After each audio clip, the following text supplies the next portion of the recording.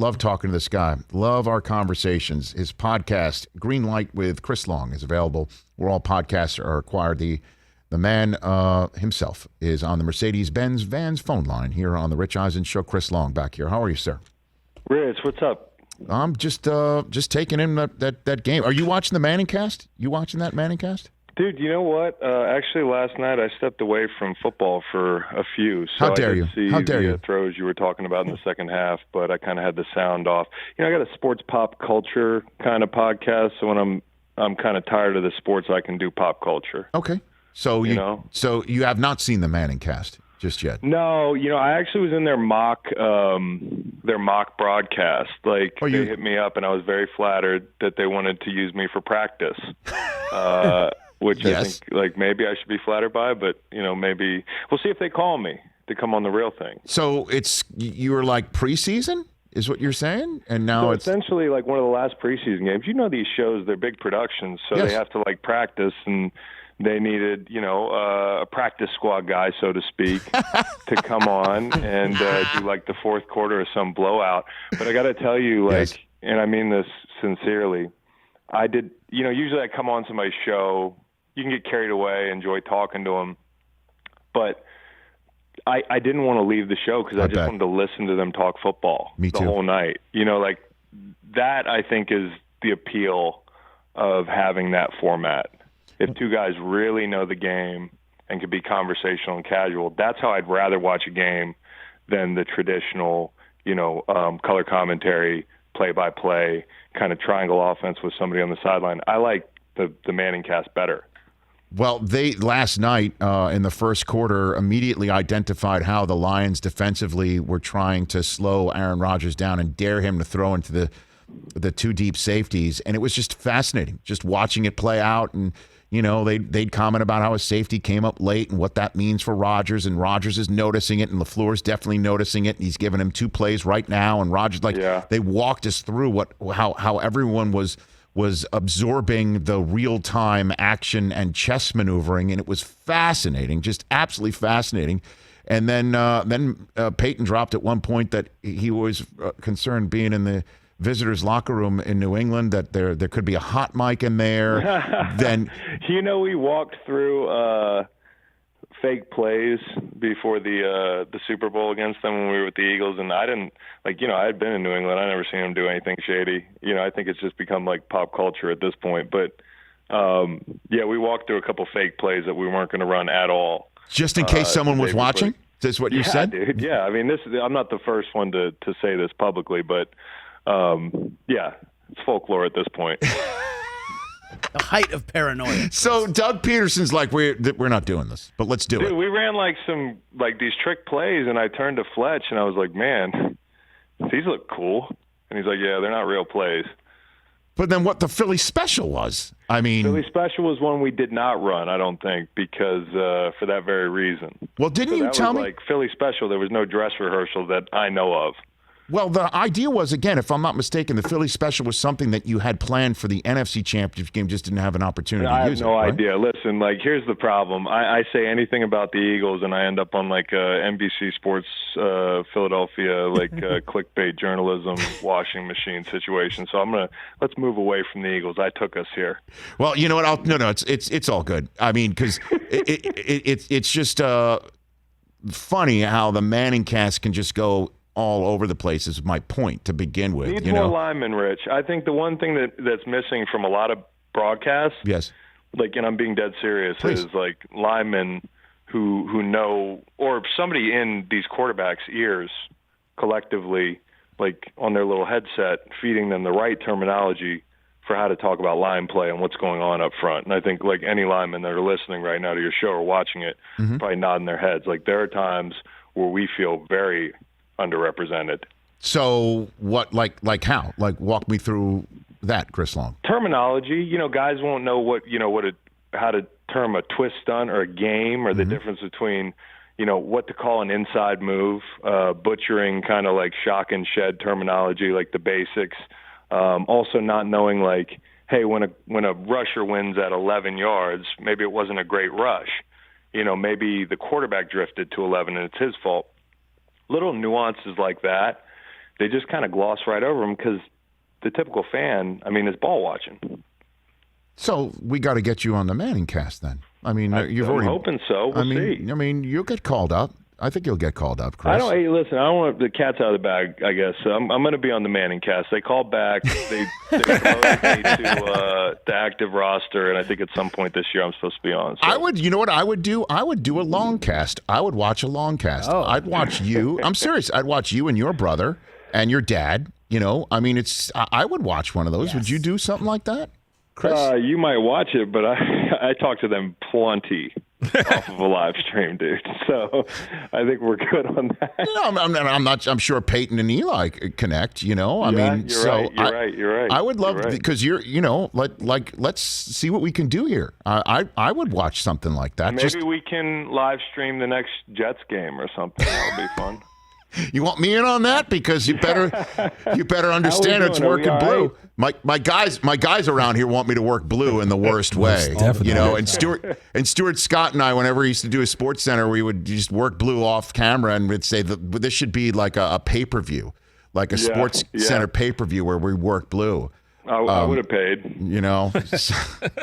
Oh my gosh, Chris Long here on the Rich Eisen Show. So when you see Brady doing what he's doing right now, 9 touchdowns, and Gronk getting 4 of them, I mean, it's insane. It really, I don't. There's really no words for it, but I do want to put it in your lap here. Somebody who's played with him and knows what it takes to prepare for an NFL season physically, mentally, and the fact he's 44 and doing this, it does not compute. Chris? Yeah, it's crazy. I think, and the scary thing is the Bucs are kind of, because they played in that spot with Atlanta sandwiched in between like so many good games that were objectively like interesting and compelling. Like, I don't think a lot of people watched them last week other than like Red Zone. So, you know, no offense to Tampa fans. I mean, they've kind of gotten pretty quickly into this boring good mode. You know, last year they peak late. They win a Super Bowl. And you think like Super Bowl hangover, maybe a little rust. I've said this before. I think a lot of people made a little bit too big of a deal of the Bill and Tom head-to-head kind of, you know, narrative last year, because I just didn't think that would be the barometer for like, you know, what came first, the chicken or the egg up in New England. I actually think there's an interesting thread that people are missing this year, which is like Tom's brilliance when it comes to setting the tone, you know, setting the temperature in a locker room after a Super Bowl run like that had to be exhausting, you know, with all things considered and the pandemic and all that. This is even tougher to rebound from an effort like that. Like, so Tom Brady being able to get this team back into kind of like tip-top shape, focused, energized, playing good out of the gate, like that's New England stuff. That's like Bill Belichick stuff. So I thought this year the true test for Tom as a leader, which is almost a bit unfair, but he's played himself and led himself into this echelon of people that we can talk about this way. Like, this is the mark of the GOAT, like, as much as anything, how you get a team to rebound after a Super Bowl effort and play like that Super Bowl team out of the gate. That rarely happens, and we know that. So that's a check mark in Tom's column when you talk about him and Bill. He's at least part of why they were perpetually good at that in New England. No, there's no question about that. There is no doubt that it's woven in his DNA, and that's what made the Brady-Belichick relationship work for as long as it did. It's not win in one, Rich. It's win in, you know, as many as they won there. And doing them sometimes, you know, early on, like clustered together, and then, you know, later that long break, but still being able to, after disappointing runs that might end in the end of the AFC Championship or in the Super Bowl, like they were able to pick themselves off the mat and play good football immediately the next year. It's hard to stay that way. I mean, I've been on, like, you know, teams that were that way and then, you know, fell off. You know, I you forget that, you know, Belichick and Brady lasted 20 years. That is unheard of. Marriage. We will never 100 years in human honestly terms. Like Andy Reid and Mahomes are going to have to be attached at the hip together another 15 years to match it.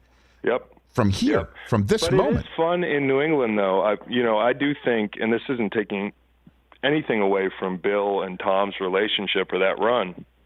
It was excellent in its own way, but I like seeing like a scrappy, resourceful Bill. You know, he's always resourceful, but I think it's really fun to see this chapter. They've never had a quarterback, and I know Tom always took a haircut, but like you've got Mac Jones on a rookie deal, and if he's the guy, that means you like seeing new faces in New England, like the Nelson Aguilars of the world, the Judons of the world, like fun faces that are going to pop up there, and Bill's going to spend, and they're going to look differently. They're going to have to win differently. I think this is fun. Like I've never wanted to watch the Pats more. And it is interesting also to watch what Belichick is doing with Mac Jones, where Jones had the game that Robert Saleh wanted his kid and Zach Wilson to have, saying it's good to play boring. I mean, Mac Jones, his stat line was boring. And then, and then you heard from Belichick afterwards and they asked him what you think about Mac Jones. And he did his usual response that was boring, and boring wins in the NFL if you don't make mistakes. And just seeing Belichick get this kid up to speed so fast in a way that obviously Trevor Lawrence and Zach Wilson still looking for a W, and Justin Fields is still kind of nailed to the bench there. The injury to Dalton might change that. I'm fascinated to see how Belichick is operating in his 2.0 right now. Exactly. And so you're watching those games and, Mac Jones might be boring at this point, but if you appreciate Bill, there's always some storyline. There's always some angle. There's who are they going to come out and try to be this week? And, Brady could oftentimes overshadow that and his greatness. So, to give Bill the floor a little bit, so to speak, and say, okay, now we can really appreciate the resourcefulness with which he coaches. And so, the GM thing has been the biggest strike against his kind of legacy. I've been excited to watch a lot of these new faces in New England this year, and he's going to get an honest second crack at it with a rookie quarterback on a rookie deal the next couple. Chris Long here on the Rich Eisen Show, his Greenlight podcast, where all podcasts are available. And just one last one on this is, I do enjoy, though, seeing Brady post Belichick, not football, but just personality-wise. I mean, the Tommy Gronke videos that they're doing, even though he's dead serious and getting this team focused on another Super Bowl, and it appears that they are lockstep. They're having fun with videos. I don't know if you saw Brady's, each week he's now, as you know, for a couple of years, he's been doing these hype videos on his social media. I don't know if you saw the one prior to the Falcons. Yeah, they're impeccable, dude. Well, the one prior to the Falcons, he did it in front of a screensaver, in front of a computer that the timestamp on it was 3:28. Because he's taken on the Falcons and the score was 28-3. Yeah, he's got all these Easter eggs and stuff for people to find, which goes to show you Tom's creative, but he's got a solid team working under him. He doesn't have time to do all this stuff. But I guess my question for you is this the Brady that you knew when you played with? Because we didn't see a lot of this stuff. I don't want to be the window into Tom Brady for the world, because that would be that wouldn't, he had better friends than me on that team by far, obviously, goes without saying. But I liked him, and I thought he was fun, and I thought he was easy going and, a good teammate. So, when you're up in New England, the building has no windows. That's not to say it's a bad thing, but, what happens there stays there, and I think they'll be like the island in a changing NFL landscape where everybody else is, each player, their brand particularly well.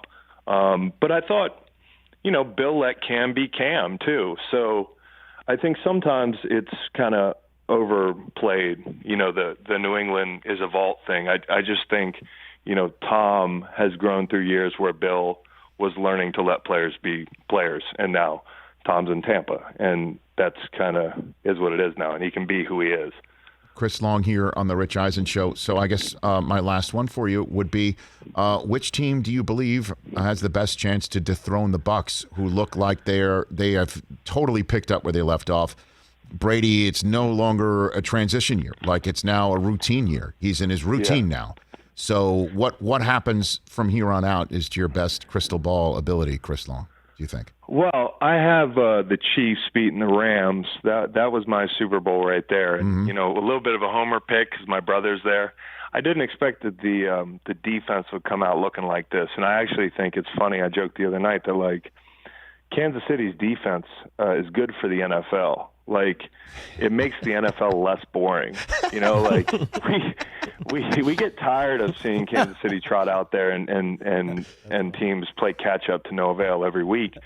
Now we're going to see some barn burners. I mean, we've seen 2 to start the season. So, and then LA, my biggest concern probably is that situation at running back. You know, you've had 2 injuries now that you've sustained, and I don't know how serious the second injury is, but you know, they look really good. In fact, Matt Stafford and Cooper Kupp are like best buddies. Like, hot seat for Clayton Kershaw. Like, they've just literally picked up right where they left off and better. And, you know, as a sidebar there, Jared Goff not looking half bad for a while last night. You know, I think everybody can win in the NFL at times, because I think it was a situation there in LA where the relationship had soured between the quarterback and coach. Chris, I love the chats, man. Always. I'll throw you one curveball at the end here, because I know you interviewed him recently. J.J. Reddick hung it up after 15 years. Says it's time to be a dad. I guess I assume you know him and know him well. Brooklyn dad. Okay, so what? Yeah, Chelsea boots, leather-bound books. He's a Brooklyn guy. He's gonna become even more of a hipster. And listen, I love JJ. From the little bit I've gotten to know him, right, he seems like a great dude, really humble for a guy that kind of was iconic for a period, not just in college basketball, but one of the best shooters the NBA's ever seen. So, like, anybody ever talked to, great teammate, and his podcast is awesome. So shout out to JJ and Tommy, old man of 3. Chris Long, you're the best. Thanks for the call. Best to your family. Yes, sir. You know, the long cast, I don't need 10%. Don't worry. Just go ahead and do it. That would involve us all getting on the phone at the same time and working our technologies respectively. So I don't think it's going to happen. Are you saying hold on? Are you saying your dad's the weakest link on that? Dad's the weakest link, but not by much. I mean, I feel like a legitimately 55-year-old man. So, you know, Dad, I had him in a fantasy football league the other night. He had to auto pick two players because he couldn't get into the website there. He got Austin Eckler though. So you know what? I lost to week 1 to a guy who auto picked and he had Austin Eckler. So it all works out, I guess, in the long run. So my gosh, it always does. Take care of yourself, Chris. Does. Look for my call. Take it easy, Rich. Look for my call, please do. Okay. That's Chris Long, everybody, right here. Green Light with Chris Long, where all podcasts are acquired. Hey, you watched all the way to the end. Thanks for that. Watch more right here.